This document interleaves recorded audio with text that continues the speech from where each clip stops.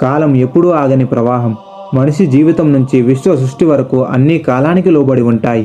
వేదాలు, పురాణాలు కాలాన్ని ఎంత అద్భుతంగా లెక్కించాయో ఈరోజు మనం తెలుసుకుందాం. యుగాలు, మహాయుగాలు, బ్రహ్మదినాలు, ఈ మహాకాలచక్రంలో మనం ఎక్కడ ఉన్నామో ఒక్కసారి చూసేద్దాం రండి. కాలం కూడా భగవంతుని స్వరూపమే. ఆకాశమంతా వ్యాపించి ప్రకృతి సృష్టిని నడిపేది కాలమే. రోజులు, నెలలు, సంవత్సరాలు ఇవన్నీ కాల స్వరూపంలోని చిన్న చిన్న భాగాలు. ఈ కాలమానం యుగాలుగా, మహాయుగాలుగా, మన్వంతరాలుగా విభజించబడుతుంది. ఒక మహాయుగం 4 యుగాలుగా విభజించబడింది.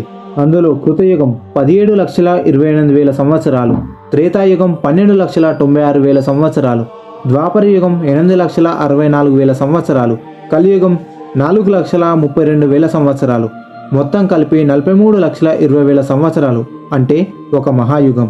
71 మహాయుగాలను కలిపితే ఒక మన్వంతరం. ఇలాంటి 14 మన్వంతరాలు బ్రహ్మదేవునికి ఒక పగలు, ఇంకో 14 మన్వంతరాల కాలం బ్రహ్మకు ఒక రాత్రి. ఈ 28 మన్వంతరాల బ్రహ్మదినాన్ని ఒక కల్పం అంటారు.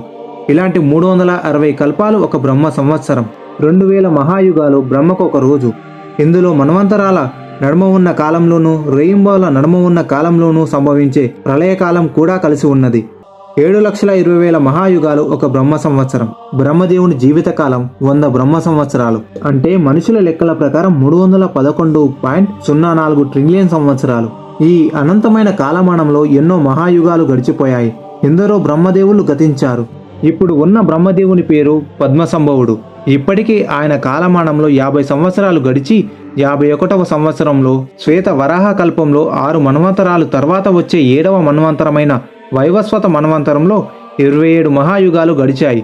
ఇప్పుడు 28వ మహాయుగంలోని సత్య, త్రేత, ద్వాపర యుగాల అనంతరం ఇప్పుడు కలియుగం నడుస్తున్నది. కలియుగంలో 4,32,000 సంవత్సరాలు.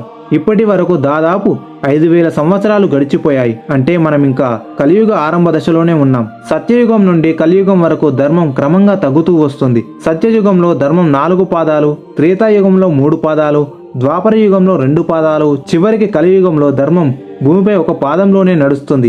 ఈ విధంగా కాలం గడిచే కొద్దీ స్వధర్మం పట్ల శ్రద్ధాభక్తులు తగ్గుతూ వస్తుంటాయి. లోకంలో ధర్మం నానాటికి తగ్గి అధర్మం పెరిగిపోతుంది. ఈ వీడియో మీకు ఇన్ఫర్మేటివ్గా అనిపిస్తే వీడియోని లైక్ చేసి కామెంట్ చేయండి. మీరు లైక్ చేయడం వల్ల మాకు ఇంకా మంచి వీడియోస్ చేయడానికి మోటివేషన్గా ఉంటుంది. మీరు ఇంకా మా ఛానల్ని సబ్స్క్రైబ్ చేయకపోతే సబ్స్క్రైబ్ చేసుకోండి. ఇంకో ఇంట్రెస్టింగ్ వీడియోతో మళ్ళీ కలుద్దాం. వీడియోని ఎండ్ వరకు చూసినందుకు థ్యాంక్ యూ.